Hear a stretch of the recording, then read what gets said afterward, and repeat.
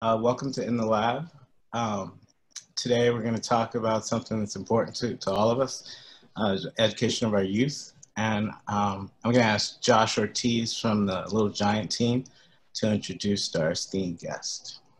Awesome. Thank you, Ty. Appreciate it. It's with my pleasure to introduce both Dr. Alicia Gayle and Chris Banks. Just to kind of give you guys just a little bit of background on the two of them. Chris Banks, just a side note, if my mic goes in and out, just give me the hands. So Chris Banks is Philly born and raised. Chris attended Northeast High School at Temple University. He went back to school to complete his certification to become certified in financial planning.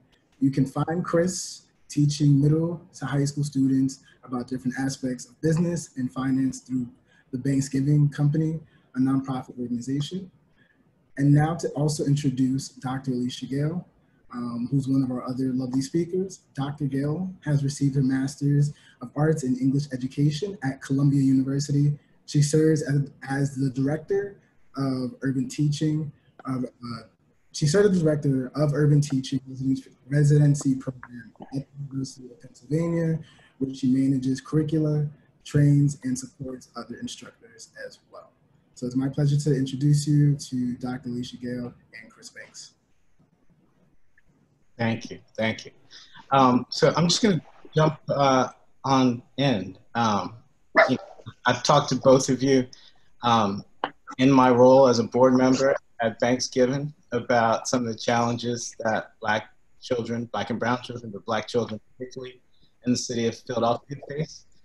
So could you maybe talk about some of the challenges Black children in underfunded zip codes face versus the pathology of rising to the occasion or pulling ourselves up to by our bootstraps? Either one of you would like to address that question. I'll let you go first, Dr. Gayle. Yeah, okay. You guys are so formal. I don't think I've heard Dr. Gayle so much in one moment forever. But anyway, so I would start with funding. I mean, one of the key issues in schools is this, misallocation of funds, and also just really different funding from folks who live in the city, folks who might live just outside the city. And so those dollars take away sort of opportunities for kids. So that's sort of one thing when you talk about a zip code that really resonates with me. Part of the challenge with that is that the United States is primarily funding its schools through property taxes. And so if we have children who live in poverty impacted areas, those children are by default allocated fewer dollars, even though they may be the students who need the most, right? And I believe about 80% of schools and school districts in the United States are funded using, public schools in the United States are funded using that model. And I think it's something that we really need to think about as we talk about sort of school reform, but it's often left out of the conversation. Thank you. Did you want to speak to that at all, Chris, or did you like me? Yeah, I think I echo those same statements. I mean, certainly location matters, race matters, and I'm sure that we're going to get into all of that. I think the background of some of your family matters.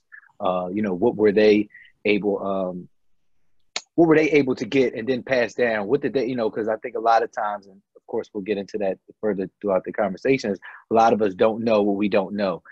Some of us don't even know if we're in a bad school, right? We're like, oh, I thought that was a pretty good school, and you don't notice until maybe the next level, and you start to compare yourself with your peers and others, and then you get to realize, oh, well, I missed out on that. Why did y'all get to learn that? I didn't. But yeah. So when you speak of that, it kind of reminds me almost like a trigger memory of my own childhood.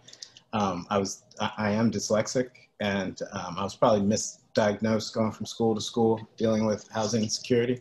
And I can remember like linguistic barriers that I had to maneuver through. And at one point I was in a little private school in Center City, and I asked my parents to switch me to public school because a lot of my friends went to public school, and I ended up at Sayre Junior High and 57th and Chestnut. And in Philadelphia schools at that time, I don't know if they still do it, but they graded the classes by 8-1 to 8-16. And I was placed in 8-1. And I remember even being as young as 12 years old, coming out of a private school system and saying, whoa, if I'm in 8-1, I'm in a really bad school, because I know like that I have challenges. And while I was at that school, there was another experience I had where we were all told to choose a book to read. And my English teacher, who was a white gentleman, told me that the book I chose was too hard and to pick another book. And my little, 12-year-old mind, I was outraged, because for me, I was like, you're supposed to teach me how to rise to the occasion. And the idea that he told me the book was too hard, I remember having like a long conversation with my dad. But I digress. So could you talk to me about the challenges of linguistics, particularly, Chris, I've participated in some of your engagement with youth, but the challenges of linguistics in terms of like fiscal literacy or career opportunity? Yeah, so I think that one of the biggest challenges, let's see, it's so many. When you talk about career opportunity, I think that we look at most kids in urban environments to have one or two trajectories, right? So we either look at them as finishing out whatever it is that school means for them. Maybe that's high school, maybe that's college. I know a lot for being a Black male, and certainly myself, a lot of times we focus on sports. Now I'm starting to see a lot of things, certainly on social media and just in media period, that so many people are complaining that sports may not happen for high school and middle school students this year, because they're looking at that as like, that's our number one way to get out of the hood, so to speak. I think that mindset has to change. I think that mindset, one, we're dealing with a pandemic that I think that everyone on this call is affected by in some shape or form. But also it's just about, what focus are we putting on kids? And sometimes that's even coming from parents in their own home. They saying, listen, this is the only way we're going to be able to make it to college. So you better lift those weights, jump, run, whatever that is. And again, the probability and the numbers are out on that. It's telling you, what are your chances about making it to the NBA, NFL, MLB, let alone even making it to a Division I team. But I think that also, were you saying something? If I could interject before passing it to Dr. Gayle. So you and I have talked about this before. I'm not a fan of solely directing youth into sports. I would encourage them more to get involved in the arts or academics, but that's been my own personal journey and challenge. But statistically, I believe there are only 500 African-American women architects, and there's approximately 600, let's say, men in the NBA, right? Or what you would make in a 10-year career in the NBA versus what you would make in a 20-year career as someone who was like an entry-level coder who ended up in the IT industry. So there's certain pathologies about the path of Black opportunity that put us in spaces where we don't actually have the opportunity to create wealth or equity. We are the product. And I think that has been the Black experience in Western culture since enslavement. So I could talk a lot about that. But well, so I think that speaks to, the distinction between the availability of resources, right? Like the United States we are a resource wealthy place, but it speaks to the availability of resources versus the way that people are taking up these resources or the way they're allocated. And so I love to talk, my background is literacy, right? And so, when we talk about financial literacy, and my background's digital literacy, the term literacy tends to be thought of as like reading and writing, picking up text, A plus B, and that's an autonomous model of literacy, right? So that's like thinking of it as sort of this one thing, right? But when we expand to a sociocultural marker of literacy or view of literacy, then we can consider literacy's ways of knowing and ways of understanding and ways of participating in our world, right? And so so literacies then, whether it's a financial literacy, digital literacies, or just the ways that people are interacting in schools or academic literacies, it becomes all of these things that are embedded within American history, including poverty, including slavery, including, if we're talking about, financial literacy, generational wealth, and so on. So all of these conversations are happening in sort of one way. And I think we really need to expand our notions of how we talk about understandings and how we talk about access to stuff, because it's not just the availability of this stuff, right, or these tools, it's also the understanding and the ways that people are working with these tools in the world. And that, I think, becomes the real key to how we refine or redefine education moving forward. Great point in redefining education as we're all trying to figure out what will be the new normal moving forward. Yeah. So there's some policymakers, there's some bureaucrats, I believe there might even be some funders listening to this call. What would you advise that might give youth, particularly youth in environments of disparity, opportunities or pathways to a larger spectrum of literacy, whether physical literacy, whether literacy in technology, so on and so forth? Well, I always say start with money. Right? We are inequitably funded, so let's start there, right? But they also need well-trained teachers, right? Children who are taught in poverty-impacted communities are far more likely to have a teacher that's taught for 2 years or fewer than a kid who's out in the suburbs who might have had a teacher who's taught for many years. And that matters because experience teacher experience has been shown to correlate to student achievement. And so if we send all of the poorly trained teachers or the newbies into areas where teachers really need more experience, then again, we are doing the children in the poverty impacted communities a true disservice. So I say start with funding, and then we want to talk about teachers. And the other thing that we really want to think about is curricula, right? So what counts as knowledge? So if we're moving from sort of a scheme of like a broader national potentially or federal scheme, right? So, okay, maybe that's money, right? Statewide, whatever. And then thinking about teachers at the district level and school level. If we're then thinking about kind of the individual connections between people and students, then we have to look closely at curriculum. For example, I'm rambling. You can stop me at any time. No. So I want to ask Chris a particular question. You invited me to come talk to young people about real estate one morning, and it was like a Saturday at 10 a.m.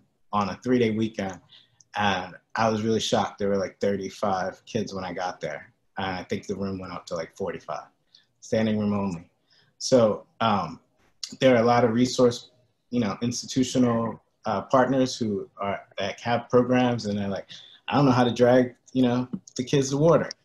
What are some things that you have experienced that give you that agency with youth? And what are some things also that have inspired discussions that get them excited about learning? Yeah, so I think that the number one thing is the relatability, right? So like when there really is power in seeing people that look like you, especially when they see that it's authentic, and it reminds them of uncle, brother, dad, person outside, whoever it is. So they know that when I come up to them, even if I got on my bow tie and a suit, right? We know you get paid. Right, but they can still see them. They can still see me as being touchable. My goals and my achievements are attainable to them because they understand that I came from the same streets, houses, or whatever that they came from. So I always think that that's a big start, because certainly, and in my field, where in finance, I think historically we look at finance as being rich white guys in suits on Wall Street and things like that, that have degrees from Harvard or whatever that is.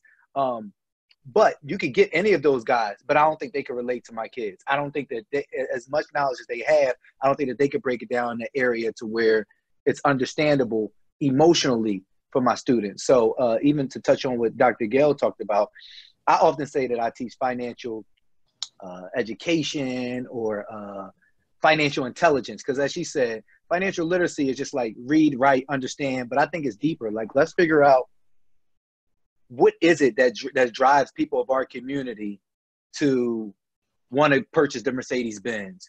What is it about the Michael Jordan sneakers? What is it about Gucci's? Let's tap into emotionally what draws us to that. What is that doing for the student, for the boy or girl? And so again, I'm then thinking about where they're from, thinking about the things that they like, and then trying to produce curriculum from there, as opposed to already telling them, this is how y'all need to think. This is what you need to think about. This is right, this is wrong. But giving them the space to be able to think themselves and teach themselves how to think versus what to think. So I'm going to be divergent for a second and say, if you two were, let's say you were heading the SRC or the school board. Oh man. Yeah. Let's say hypothetically, in a city called New Philadelphia, what changes structurally would you make to create parity for Black children in regards to, access to education? The first thing I would do, I think that when we speaking about curriculum, I think that designing and everything, it is about finance, but I'll take my personal self out of it for a second. I think the designing curriculum that actually gives kids resources that or learning techniques that are actually transferable, right? So I think that everybody on this call, myself included, especially if you are a part of the Philadelphia school district, we've had classes, multiple, that we say, I don't know what I learned there. I don't know what was the purpose. I don't know where I could use that at now. Sometimes we even feel like that in college. So I think the number one thing is like, and where we are in 2020, is this class still the right class for every student moving forward, right? Do we need more trading? Do we need more classes that are teaching trades? Do we need more classes that are talking about finance? Not only how to get money, how to keep money, how to create wealth and create businesses and things like that. I think entrepreneurship is something that is not talked about enough for whatever reason.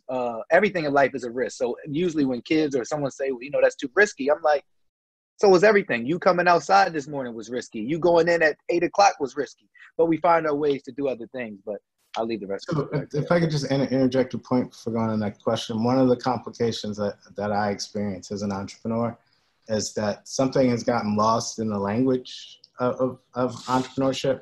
So when you're talking to venture capital or accredited investor, entrepreneurship means a company that is still in the process of discovering its monetization and is raising money to spend, and it is structured not as a traditional business where people have used entrepreneurship, particularly people marginalized out of the mainstream economy, to live hand to mouth to get security.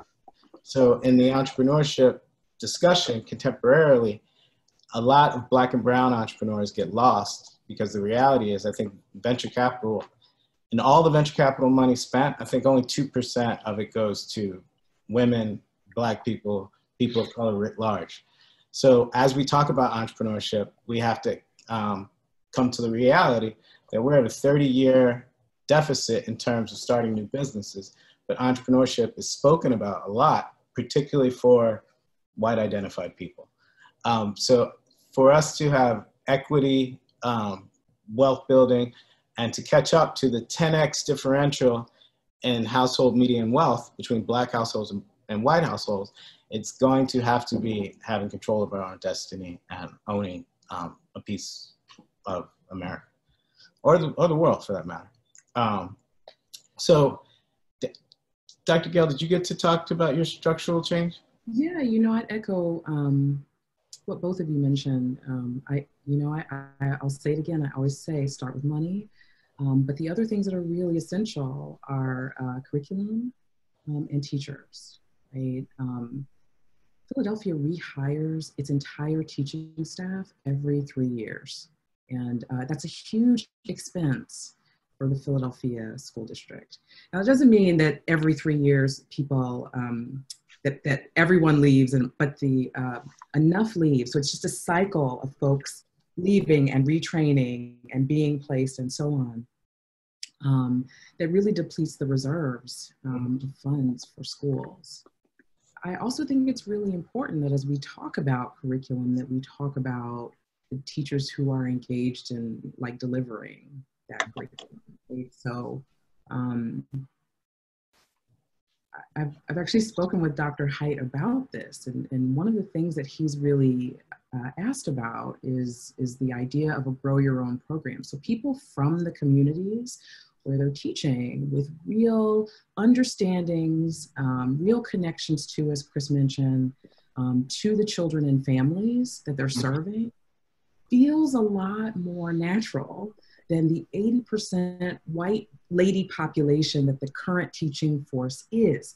So again, we have this really weird dichotomy, right? We've got 82% of kids in Philadelphia who identify as people of color, and then nationally, about 84% of teachers in the teaching force as white women. Now, that's not to say that white people can't teach kids of color. That's not to say that at all. But I think that we need to really be thoughtful about that disparity, given that every single one of our major cities, major school districts, and communities struggles with the markers of achievement that kind of have been touted. So yeah, I'd say curriculum, but then also the deliverers of those curricula as well. Thank you, very, very astute points. So we have 61 people in the conversation right now. And I know we have a lot of bright minds and diverse practitioners. So I wanted, I don't know who the administrator is on the Little Giant team, but I wanted to see if anyone would like to add any questions to Dr. Gayle or Mr. Banks. Please drop in the chat, and or I believe Josh or Mark can take you off mute.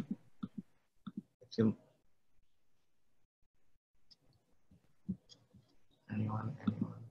Well, give them some time. Don't put them on the spot, Tayyib. You're supposed to warm them up for that, man. I'm freestyle champ. You know, I see. I've been on the spot my whole life. Are you expecting us to put the question in chat or just come out and ask it? Now, see, there is a brilliant person who can freestyle better than me.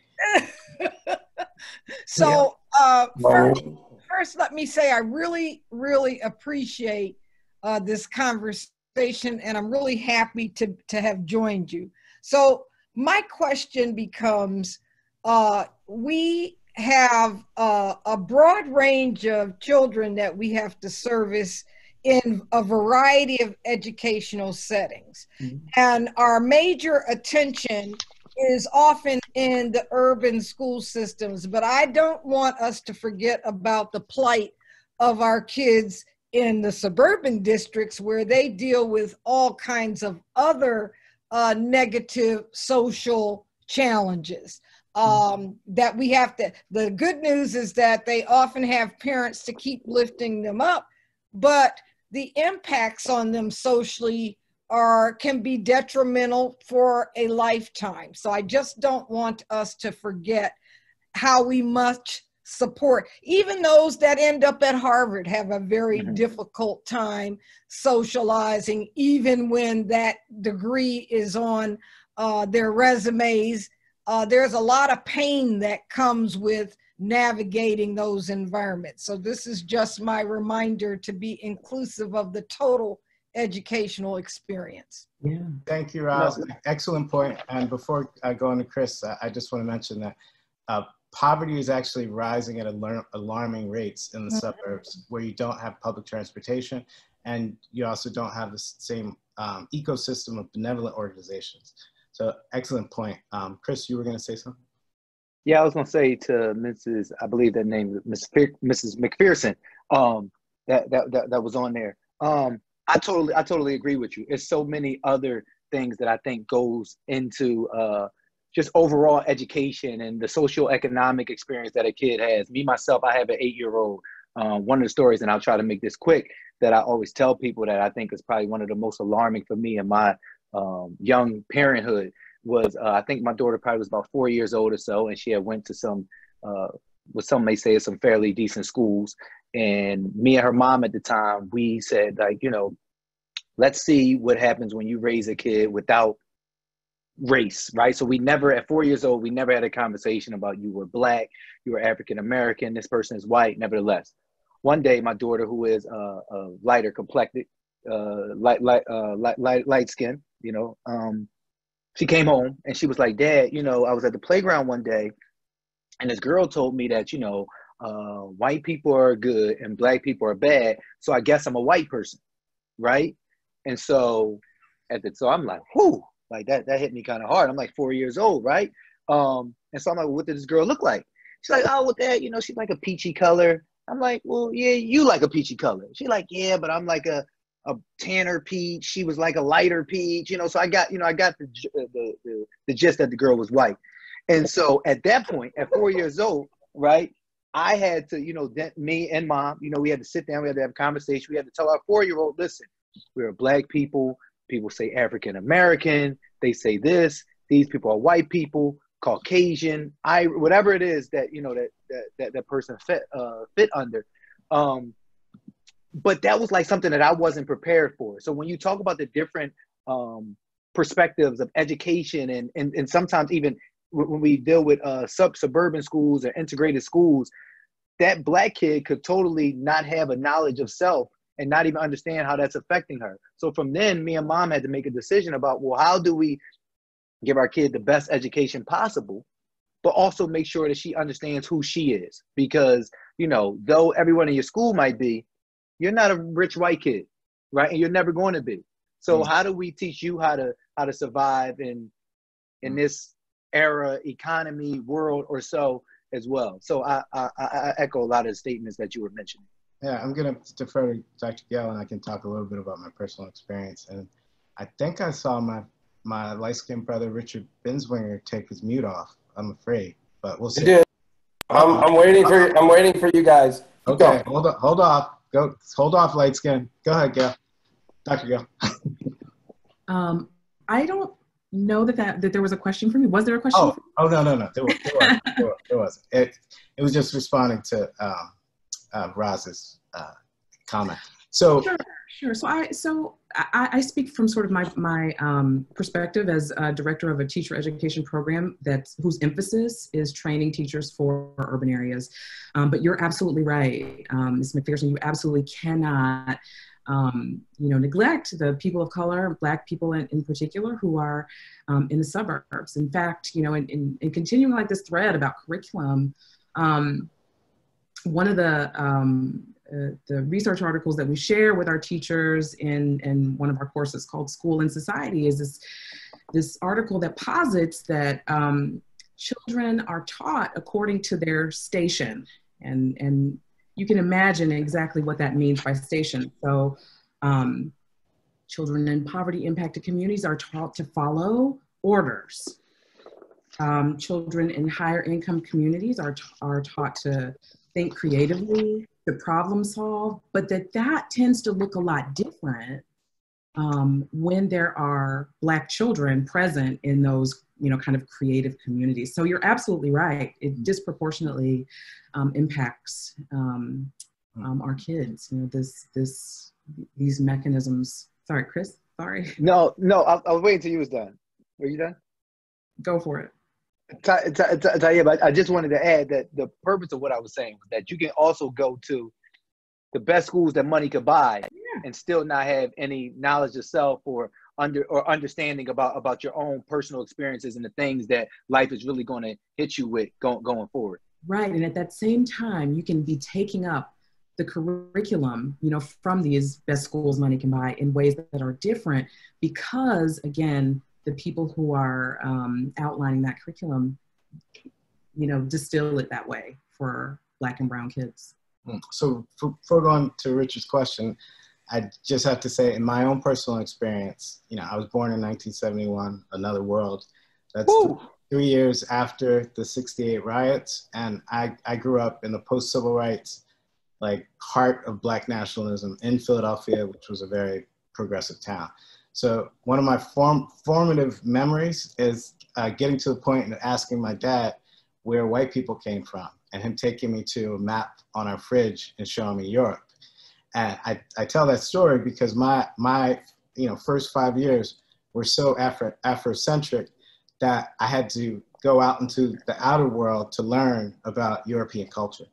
And throughout my education, I have been so thankful for that because there's so many different ways where you can be minimalized, but if you have an understanding of your history outside of the pathology of Black history and the Western experience, it can be a lot to maneuver through.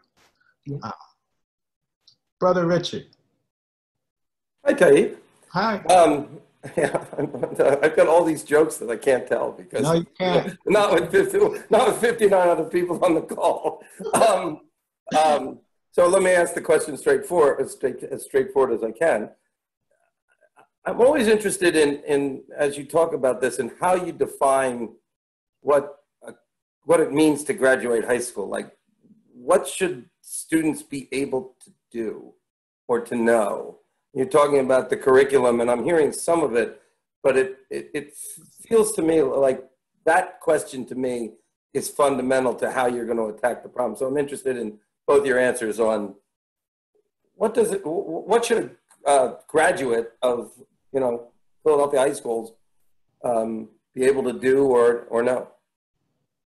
I think that one of the things, I think that we have a paid position in almost every high school, which is either a career counselor or guidance counselor. So I think that number one, a kid should be able to understand what's going to be next in their career. If they should already have, I would assume, laid out all the financial barriers that are going to place them if they should go to college or if they should not. I don't think the kids should have to go to college and at some time spend $40,000 in their first year of college and still not know what they want to do or have any idea. I would assume, I would hope that in that 11th grade year when you're taking your first set of SATs or certainly sometime in 12th grade, that was already outlined for you. Because we know too that student loans and student loan debt essentially brings people back into poverty. So this kid who may have never thought about what their career opportunities were, thought that college was the only way, and now you $40,000 behind. And then maybe you keep doing it and you end up being $120,000 behind. $120,000 behind, people don't pay that off in a lifetime. Well, not to cut you off, Chris, but some people do. And for sure. And to go back to my earlier point, the 10x differential in household median income, that $146,000 median white family, anywhere from $3,500 to $16,000 median Black family. So go back to what I was saying about the language of entrepreneurship. People often say, go to your friends and family. If your friends and family are, 3 to 6 paychecks away from the borders of lower middle class with poverty, your opportunity of expansion puts you in a minimalized space.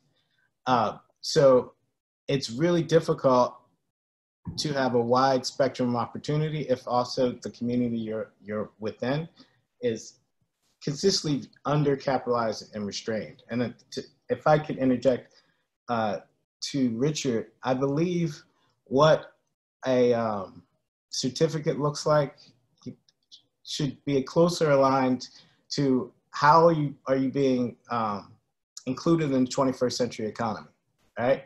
So our anchor institutions, whether they deal in biotech, robotics, all different forms of the modern economy, whether it's Drexel Penn or Columbia in Harlem or Cleveland and the Cleveland Clinic, all over the country, you have environments of disparity very close to, frankly, like opulence in terms of opportunity. And there are no pathways that create the spaces of parity. Very few. That's my 2 cents. I think that's great. I think that's really interesting. I was just sitting down writing my thoughts about Richard's question. And if I were to answer broadly what high school students should be able to do, I wouldn't necessarily relegate it to a set of like a checklist, right? I'd say more like students need to be able to think critically. They need to be able to engage socially, right? So engage across lines of difference. I'd say that they need to be able to contribute meaningfully to communities. And then sort of the last piece is engage in a participatory culture that allows them to both create and learn as they create. And that's just sort of like off the cuff, the 4 things I just sort of thought of right now, but I don't know that a checklist of kind of stuff kids should know is really the most thoughtful way to think about education, especially if we're talking about reforming it. Thank you. Anyone else in the group would like to ask a question to our panelists? Yeah. So, it's Megan. I entered the conversation late, and I apologize for that, but I also hope I'm not repeating a question or a topic that was already discussed. Hi, it's nice to see you. Hi, Dr. Gayle. Hi, Chris. And thank you so much for joining. We're so excited. But I think it's interesting because I think we can all look at curriculums critically. And I know that I do all the time. And I know that there's a lot of reasons to look at them critically. I mean, a lot of these curriculums have existed for I don't know how many years. And a lot of people haven't taken the time to change them. But I think the question that I have is, I think, what in the curriculums are actually, is there anything that's right about them at this point? Is there anything that's happening right now that I think we can talk about as being positive influences on kids? And then secondly, what do you feel are the actual steps to get them to change? Because we know that transformative change is clearly necessary, but I think sometimes the question of how to go there is a little murky. And so it would be really interesting, I think, for us to be able to spend the last few minutes on this call or this conversation to really talk about what, and not in a kumbaya moment, because we know it's going to be hard work, but what collectively people should be thinking about and doing in order to get to the place where maybe there can be some calibration so that we can somehow affect change in a very institutionalized kind of programs. So that's just such a tricky question for me. I feel really strongly that what students need depends on where they are, depends on who they are, right? And so, the key to that, the key to kind of approaching that is to get teachers in front of them who are clear about who their students are and who are committed to teaching them in ways that impact them in transformative and meaningful ways. There are so many curricula out there. Some of them really bad. In fact, let's go ahead and say it. Most of them really bad. Some of them okay, and some of them good. But you don't want to throw the baby out with the bathwater. I've seen some really magical things come out of teachers who are enrolled in my program, and just some amazing stuff that they're doing with kids, from trauma-informed pedagogies that explore music and movement, to including art in ways that you wouldn't necessarily expect in a traditional non-art kind of classroom. So thinking about the ways that we allow, and I'm saying we as educators, right, allow kids to connect in classrooms, right, I think is also really important. When I get teachers, their idea of success is to just have kids quiet and sitting down and listening, and that is not learning. And so I always say, no, right? If we're talking about true engagement, those kids really need to do the intellectual heavy lifting in the classroom. They need to be doing the bulk of the movement, the talking, the teaching, quite frankly, to each other by way of, this really unique lateral learning that kids do just when they're together. So I realize that's a really amorphous answer, but I don't think that there's one curriculum that will work for any group of folks. Can we drill a little bit down to, I think, though, how can people start thinking about developing customized curriculum? Are there certain parameters or almost, kind of directives of what people should be thinking when they're sitting down and really trying to figure this out?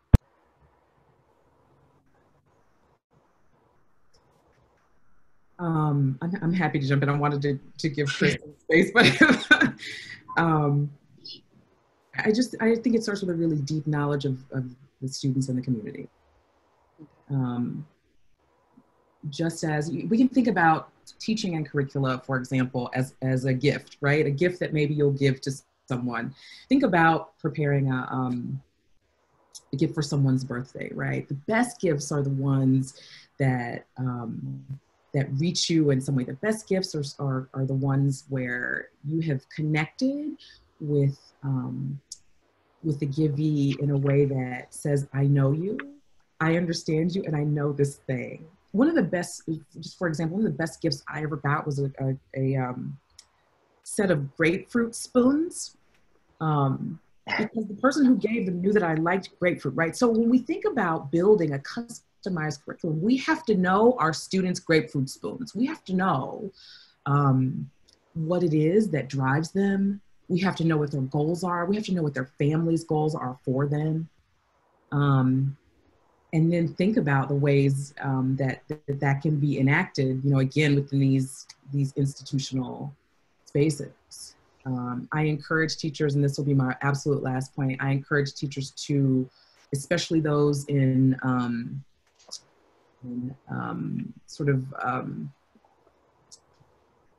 schools where there are highly structured curricula, I encourage teachers to finesse and hybridize the curricula that they're given, if they have to enact them, by knowing who their kids are.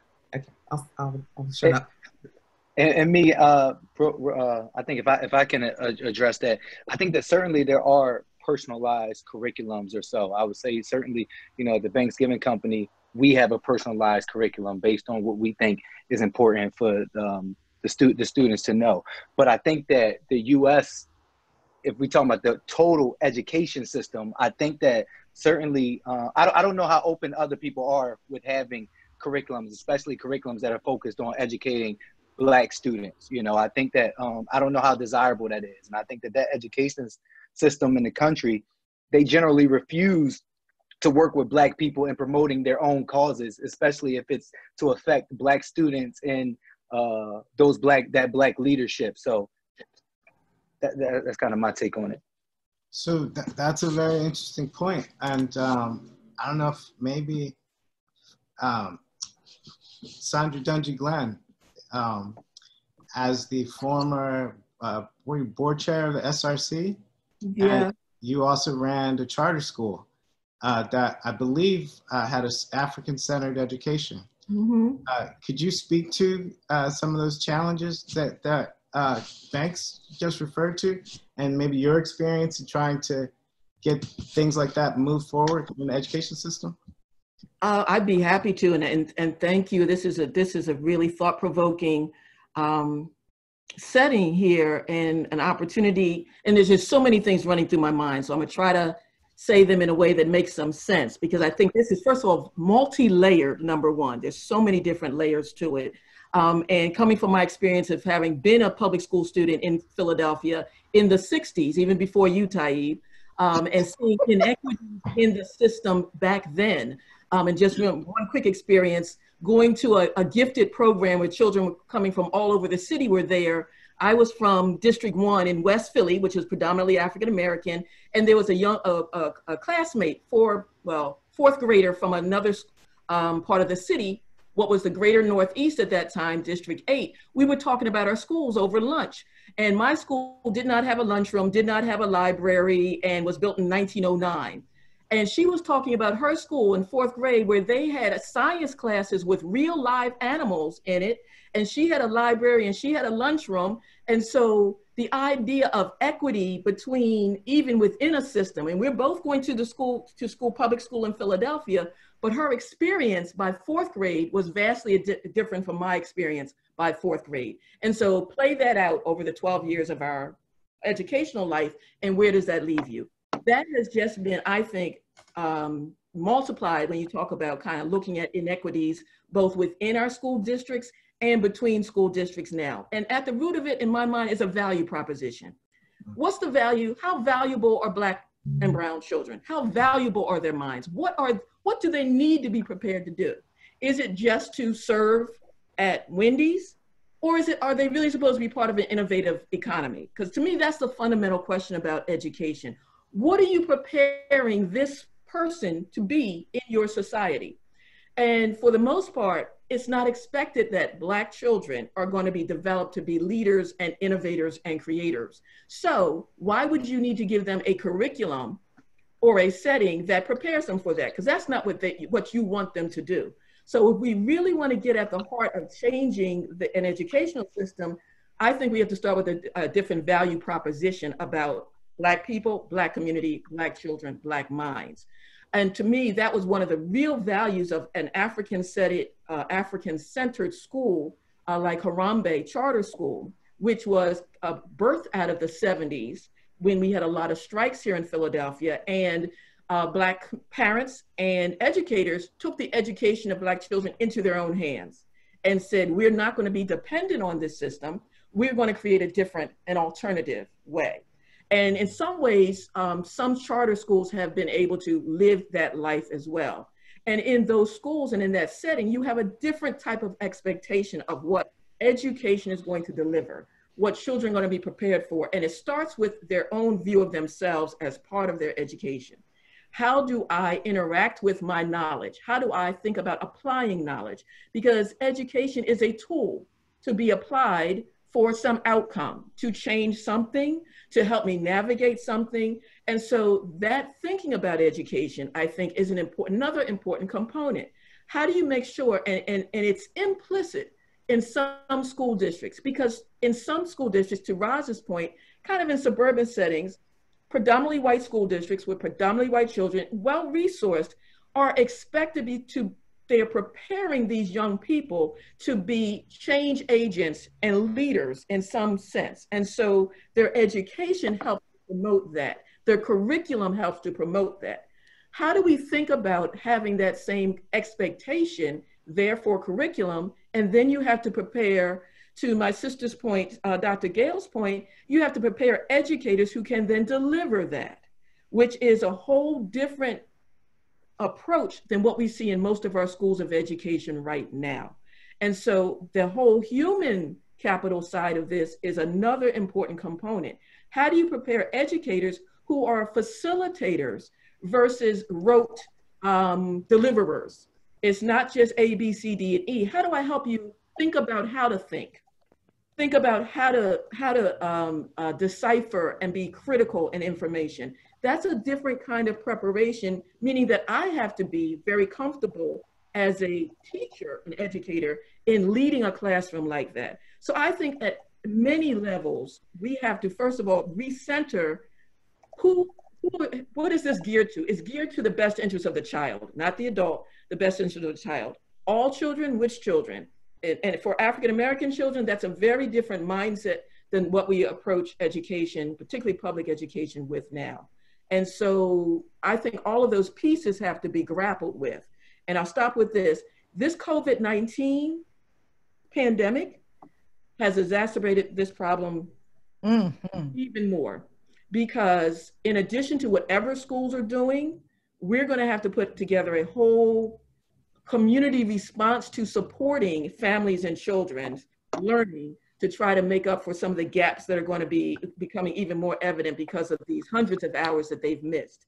And so we really need to organize a community response to supplement whatever is going on in our schools. And there are some folks who are going to be working on that too. And I hope people will join in that effort, because it's going to take a real community effort to try to make up for it, for those times when our children were already behind coming into it. So let me stop there. And I have a lot to say, Taib, about this. I would love to jump back in and say several things. Number one, I celebrate Dr. Gayle because we need people who go in and get professionally trained to educate. Education is something that requires all kinds of training, and we need so many more people like her to major in education, because they have the capacity to educate the kids. Also, I want us to not undervalue the exposure. Giving children broad-based exposure outside of the classroom and different experiences is invaluable. Taking folks out of their neighborhoods to see other things. And when you were talking about curriculum, most people don't realize for the first 25 years of my career, I was a textbook editor and publisher, mostly science and history. Everybody cannot develop curriculum. It is a highly specialized field. As one of the first people of color to be a textbook editor, I had to be trained in sensitivity about language, especially when you are destroying young kids' psyches just by wrong sentences and words in material. You know, special training in reading levels and making materials accessible. So I don't want folks to think that you just go out here and create a bunch of bootleg materials. No, it takes people like Dr. Gayle with input from people like my sister here to really make sure that we're doing this the right way, because we want them performing in the world.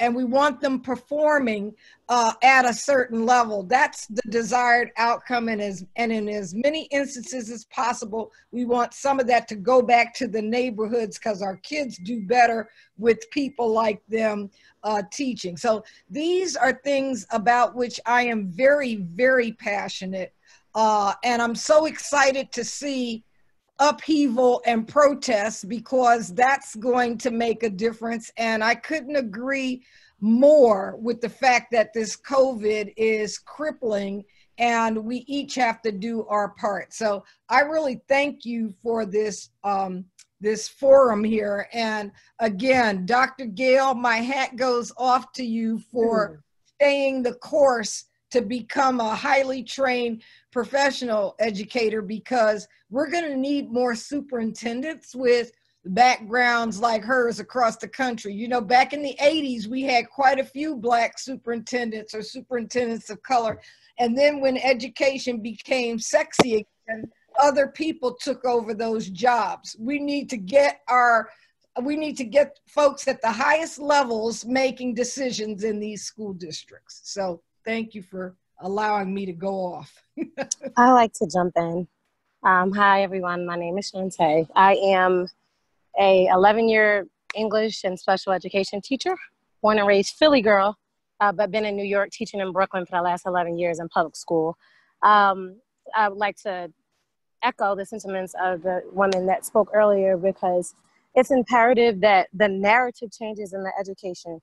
Our students especially, and I'm going to say Black students because I'm a Black woman. I do understand people of color, but I need to be exclusively speaking about Black students right now. They need to know where they come from, that they're more than rooting in enslaved, being enslaved African people. I think that once you change the narrative and say, like, you know, ancient civilization, that means our civilization as far as the continent of Africa, that's where you're getting engineering and agriculture and modern day science and government. If you're able to equip young people with that knowledge, they're more likely to latch onto it. But if you tell someone that, I'm sorry, I'm outside. If you tell someone that all they stem from is being in bondage, it's hard to connect to that. So I think it's important for us to change that narrative. I think it's also imperative for us to make sure that our policymakers in education are educators. If the people that are writing the textbooks or are editing the textbooks are not educators, they have no concern for our students. They have no concern in how our students feel when they're reading these things. They say things like planters and workers instead of slave masters and enslaved Africans. They say things that negate the history of America. So I think it's imperative for us to charge those making decisions for educators and those who are educated to say, like, you need to have been in this classroom before you decide to make a decision about what we learn. And furthermore, what we teach our children needs to be stemmed and rooted in the truth, right? But it can't be oppressive. I cannot liberate a child if all I'm telling them is that they're in bondage. So that's my belief. I'm an English teacher, but as my students say, I'm the Black History English teacher, and I take pride in that. And I tell my students of all, and you know, I work in Brooklyn, so I have everyone from, you know, Uzbekistan to Liberia, from Costa Rica to Yemen in my classroom. But they all know that when they get Miss Thompson, they're getting a Black woman's perspective on history in the world. And their parents seem to appreciate it, and I teach them a lot of things that they've never been taught before. So that's my take on it. No problem. Can I ask you a question? Yes. Your voice sounds familiar. Have your videos gone viral talking to classrooms before? Not that I'm aware, but if they have, okay. I'll find out and let you know. Your voice sounds very familiar to me. I can almost think of a video of a teacher speaking to young youth in New York about Black history. So it may be me. You know, I never know what these kids put on the internet. So maybe that's the thing about teaching 8th graders. You never know when you're on the internet. Thank you so much. Thank you. You're welcome. Thank you for hosting this, and thank you to Chris Banks for inviting me to join. All right. Of course, of course. Hi, my name is Susan Lawson. I just have a couple of add-ons myself. I am a Philadelphian, not 72.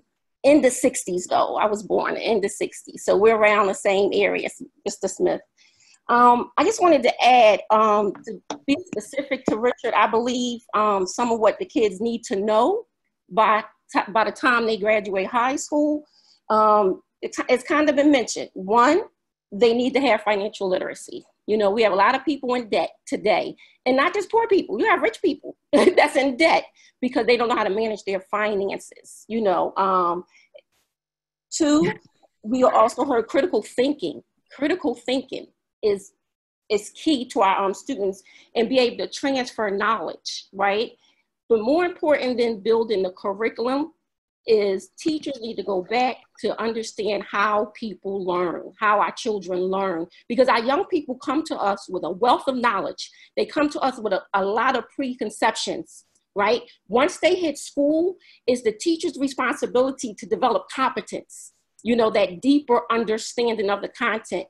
One of our downfalls in education, I'm going to say, especially in Philadelphia, we in the low income areas, we focus on teaching kids strategies and skills of how to do something versus how to do it, and practicing doing it and giving them that deeper understanding. And while we are in the process of providing the deeper understanding of the content, we have to honor the kids' approximations of what they know. We have to honor what they know instead of just shooting them down, because that goes to the self-esteem piece. So we have to honor what they know and scaffold them to the key concepts and skills. So that way they feel honored, they feel heard in the process. And all of this leads us to the metacognitive state. That's where the kids are grappling with the information. Now they learn that they have a solid foundation and they are able to transfer that knowledge and skills to other areas. So that's what we're looking for, the transformation of all of these skills that we're teaching our young people in order for them to become what proficient or distinguished, if you will. Thank you very much. Thank you. Can I just ask a question? One of my original questions was, like, what are the kind of cultural things that we can make a part of the curriculum that either encourages or squashes the entrepreneurial and creative spirit? And something that I've seen Miss Lofton in action teaching as a wonderful public school teacher. I have noticed there's definitely a difference. To raise and kind of foster the entrepreneurial spirit has to include encouraging kids to try things where they're going to fail and teaching them to learn from that failure and giving them the space to do that and praising them when they try something scary and fail. Are there attributes of a curriculum or that we've seen that have, like, schools that have done it really well in Philadelphia where they are figuring out how to foster that spirit and how to kind of nurture more of that? I would defer to the panelists, and there are quite a few educators in here. So if anyone else would like to recommend programs that speak to that. Yeah, just the first thing that comes to mind, the first school that comes to mind is the Workshop School in West Philly. And it's exactly what it sounds like. Children are encouraged to explore, create through project. It is almost all project-based learning. You know, learn leadership through these projects, and it is a Philly public school.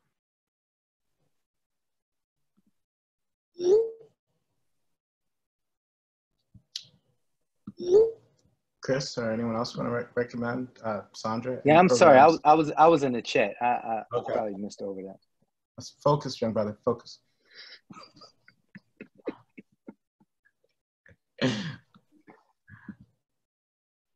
Sandra, were you trying to interject something? Or are you on mute? You know, Ty, we could actually talk about, I know this is shamelessly self-plugging, but I do feel like it's very relevant, as IHHE. I'm giving that to you. It's too late in the day for me to be articulate. So that's not true, but I will, freestyle on behalf. So we won the 2016 Night Cities Challenge to create the Institute of Hip Hop Entrepreneurship, which, to the best of my knowledge, was the only all-Black incubator in the city that was 50% women and male, focusing on the history, ethos of hip-hop and all the different ways that hip-hop has influenced business practice, but then also all the careers that it's developed of entrepreneurs who've changed industry. And there was a different curriculum designed by Megan and the staff that did a deep dive over 2 days, once a month, hosted in our co-working space in Pipeline. And then also we did independent study meetups at other, innovation spaces around the city. In the 8th month, they have to come up with an idea, either teaming up or going solo for an idea. And in the 9th month, they compete. And 3 people came away with $10,000 to start their own business. So Megan sent me there. To be frank, that was 2016. We were featured in Forbes, CNN, Fast Company, NPR, and that was before entrepreneurship was a really sexy thing to talk about for Black and brown communities. It was before it was a part of the Bloomberg campaign. And I'm not going to call out any names or institutions, but there are a lot of people who shrugged at us when we talked about funding and continuing ideas like that, because there's a very large infrastructure for workforce development to teach you how to get an hourly wage job that's in the pathway of automation. but there is not that much infrastructure at the municipal, state, or Fed to fund, I will also add philanthropy, to fund entrepreneurship or things that lead you to fiscal independence.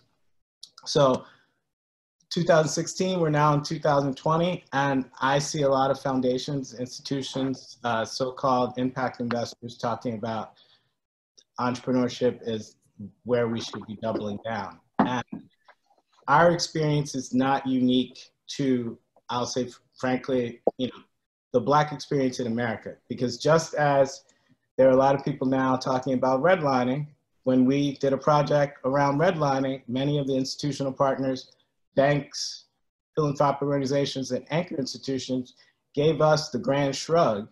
And now some of those same institutions have talking points about how redlining is what undergirds structural inequality.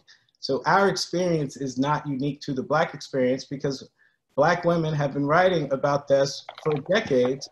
And Richard Rothstein put out a book that now everyone wants to talk about. To Megan's point and why she got me to go on this rant, we brought Richard Rothstein to talk about these issues in 2017. But I will say, Mindy Fullilove wrote a better book in 2012 about the very same issue. So the experience of being right is the experience of being gaslit when you're talking to, frankly, structural white supremacy about pushing progress forward. And I'll stop there. I mean, I'll interject, Ellen, because I think the relevance for me was we really tried to develop a curriculum that was culturally relevant, thinking about a few very key components, the first of which is how language and contemporary language changes on a daily basis, and how in many institutions and schools, there really isn't a lot of thought attached to that. And so we understand that to have people, to compel people who are living in zip codes that aren't necessarily represented or tend to be disinvested, that we really have to understand what the language is that they're really even interested in. And even beyond those zip codes, we're talking about young people in general who, like, my kids speak, and half the time I have no idea what they were saying. And I think when I was speaking back in the day, my parents had no idea what I was saying. And so how can we acknowledge that language, and how can we create context that would make it interesting for people to want to learn what shouldn't be complex propositions or concepts, but I think they become needlessly that way because of, number one, engineering, but number two, because communication, I think, was built to be exclusionary. And then the second was with hip hop, we weren't developing the next hip hop mogul. We were using hip hop as the context of allowing, having people understand how things worked in specific ways in, again, a context and language that was interesting to them. So we could talk about, a company having verticals in a variety of different ways, and you're like, oh, that sounds wonderful. You talk about Jay-Z having verticals with, Rockaware and the 4,000 different verticals. And all of a sudden you have a lot of kids who are sitting there saying, that's badass. I totally understand that. Let me figure out more. Let me just try to figure this out. I'm not saying that's the solution to everything, but that was one way we felt that would be a really interesting way to get the tenets and a curriculum of entrepreneurship out there to be more relevant and compelling and understandable, rather than the same old person sitting in the front desk, and everyone listening and then taking a test and blah, blah, blah. We really wanted to be very experiential. We wanted it to be very textured and layered. And we really wanted to acknowledge the different way people learn, that some people are more visual, some people are more auditory, some people are more, they like the written word more, and some people just need to move when they're learning. So I think, when it comes to being culturally relevant and trying to create curriculums that tend to be, I think Dr. Gayle is exactly right. Like, we have to think about who the recipient is, and we have to think about the diversity. I think the social, the mental, the biological, the neural diversities that we all have, and that to think that there's one slot that fits all is just go ahead. I want to add. Did I misspeak about Rockaware? Well, that triggered a memory. I see the Mona Morton is on the call. Mona, are you there? Could you come off mute for a second? Are you? So, hi. You asked me to speak to your students. I think it was like 2 years ago. Yes. And there were two men in the audience who basically told me to get out of their face, old head, because they were going to have a hit record in like 9 months. Praise the Lord, one graduated.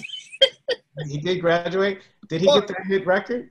No, not that I know of. The one who was going to be the hit, I don't even know if he's in school. But so, you know, and this is at the college level. So I have to admit, I never felt like such a corny old head, right? So Mona asked me to speak to these college kids about my experience, and they were looking at me like I was the corniest thing they ever saw. And they had no idea that I had actually had some success in the music industry.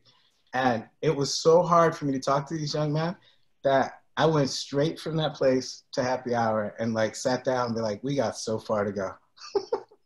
And you know, I teach advertising at the University of the Arts, and Taib spoke to my intro to advertising class. And I'm listening.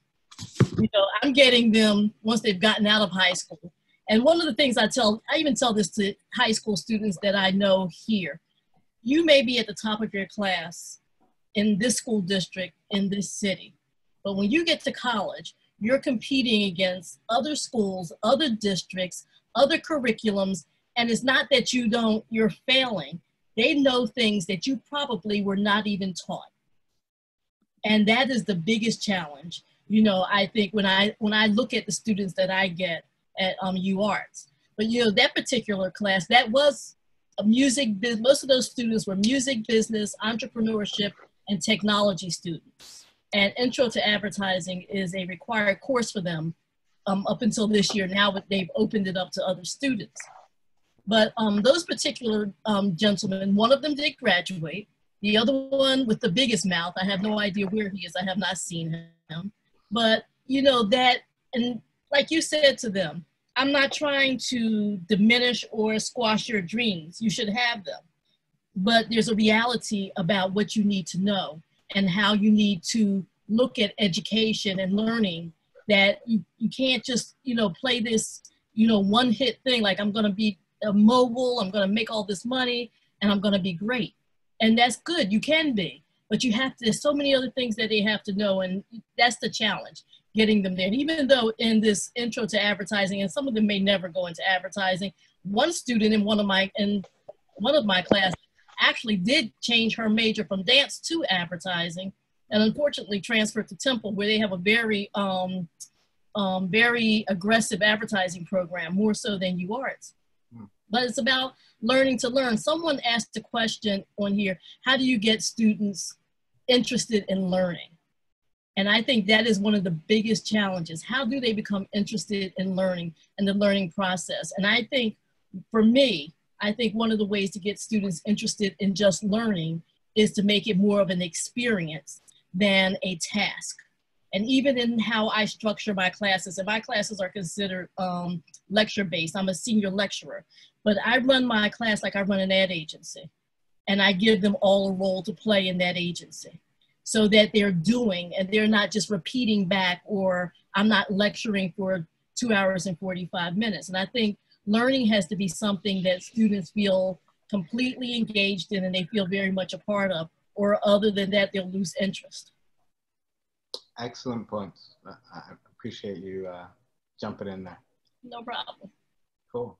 I'm interested to follow that up with sort of the reverse question, maybe to the panelists, which is, like, what are we doing that gets kids not to be curious? Like, it feels to me like you're sort of and it's more natural to be excited about learning than it is not to be, and somehow we've screwed that up. So I'm going to jump ahead of that because, you know, just like You get that choice. It's your meeting.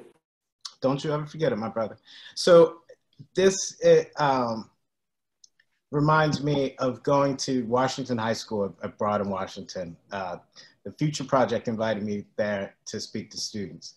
And walking up to the building, by the time I got to students, the environment, from the building being something that was built as a factory, for an age where we were training people to go into factories. So from the materials to having to go through security, to having to go through, having to take my belt off, to be, basically waved down by a police officer, to go through this building that was probably designed for 3,000 students that may have had, let's say, 500 students at the time, that had all kinds of structural damage because as an underfunded school district, it's not a kept up building. So the environments that many of our children are going into are so depressing that when I drove by Sarah Junior High School, which I mentioned earlier today, structurally, it looks like a prison. And it looked like a prison when I went there 30 years ago. So when you talk about being excited, or people naturally want to learn, I think across every part of the diaspora that people want to learn. But when you're in an environment that is basically telling you that you are unworthy, all right? And that environment is so far from anything that would be like walking into an anchor institution or the CIC Center or a co-working space or any contemporary corporation, you are not being put in an environment that is giving you the seeds to foster you into the modern economy. In my humble opinion, Richard. I'd love to ask a question to you as John Morris, and it's amazing the work that you're doing. Thank you so much for educating so many people, such as myself. I've been learning a lot by just watching your work. I'd like to ask both Dr. Gayle and Mr. Banks a question. As we've been studying Philadelphia a little bit, one of the critical issues is the digital divide. Comparing Philadelphia to all major cities, Philadelphia is one of the worst in the digital divide. You add COVID on top of that, and then you go back to the underfunded zip codes discussed. And you don't even get to the chance of having curriculum. What are some of the things that let's say the willing and what this new environment is creating, the appetite for all kinds of investors to correct some things in the past? What are ways that the digital divide can be addressed in Philadelphia for the learning systems, Dr. Gayle, and for those college kids who are now to go to college, all that work you're doing is being done, and they're at home, and for jobs, just some ideas. I just wanted to throw that out to you. Yeah, so I always say start with the actual pieces of technology, right? But technology itself is not the answer to the digital divide, right? It's one portion of it. That literacy, that understanding of how to use the technology is really the dynamic force for, and at this moment, it's a force for both our teachers, right, who are learning to use technologies in innovative and really different ways, and then the students as well. I was teaching a digital literacies class when COVID began. And I taught it to my ELA teachers, so my English language arts teachers in my program. And one of the things that we really focus on is using media to support student learning. So one way that I would recommend that folks give is thinking about both the tools, right, to support student learning, but also the time to support teacher learning as well. I think that if we talk about access, right, and access being truly transformative, we begin with the nuts and bolts. And one of those nuts and bolts that the teachers complained a lot to me about was, hey, I've got this Google Classroom, I'm connected with my students via phone, but my students don't have the internet at home. And the implications of a student having to do sort of this extra step in order to even be able to engage in a regular way was incredibly, incredibly frustrating for teachers who were there and willing and excited about introducing new ideas to them. So that's just a couple. Thank you. Very good point.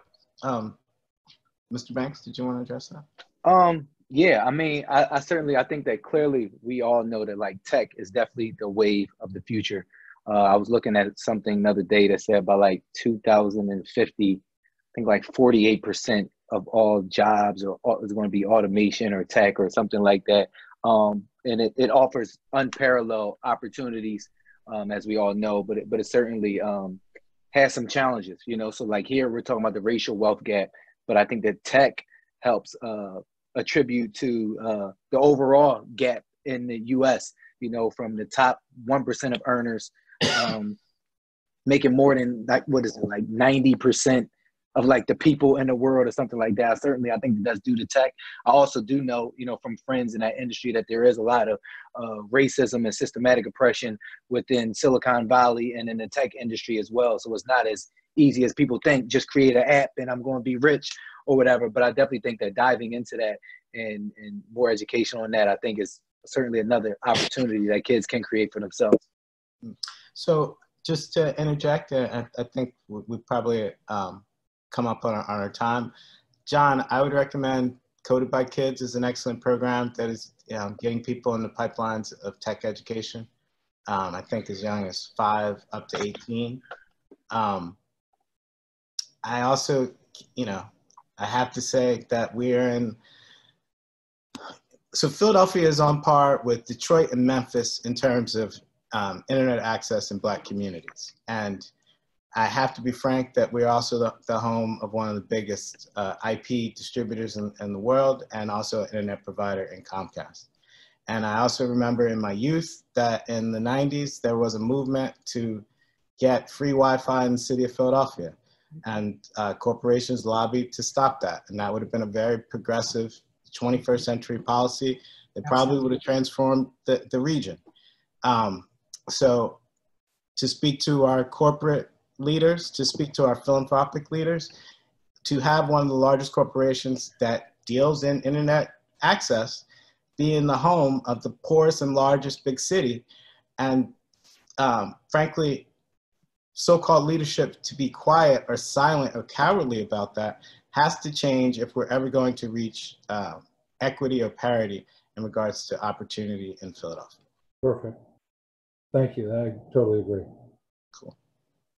All right. Well, if Josh or Mark or Megan want to have the last words, I really appreciate everybody participating in this. I see a wide range of people that I've had the benefit of interacting with, from my brother Mordecai, who was giving Harvard jokes in the chat, but didn't want to admit that he's a Yale man. Julia, who I've worked with on the 7th Ward Project for mural arts. Sandra, who's always talking me down from cursing people out. Overall, Mikhail Solomon in Miami, founder of Prism Art Fair. I appreciate you all for participating. And also, August 13th, we're gonna have another In the Lab with my brother Andre Brock, who wrote a brilliant book called Distributed Blackness. And we should be sending out a PDF of the book prior as well. That's all I got. Peace. Sweet, thank you, Taib. I want to be respectful of everybody's time. Thank you guys all for joining us today. As Taib mentioned, our next conversation is August 13th at the same time from 4 p.m. to 6 p.m. It'll be around this book, Distributed Blackness, in African-American cybercultures, which will pretty much discuss information sharing and amplifying Black voices, and how like Twitter also plays a factor as well. And so just to recap all of this, we will be sending out a recap from today's discussion and where to find the video afterwards. So thank you guys, appreciate you all. And and enjoy the rest of your evenings. Take care. Thank y'all. Take care. Bye-bye. Yes. See ya. Make sure you wear your mask in public, man. Thank you. Have a good night. Respect your elders, all young boy. Thank you, Dr. Gayle, and thank you, Chris. We really appreciated it, and we look forward to talking with you very soon. Okay. Thank you. For sure. Thank y'all. Thanks.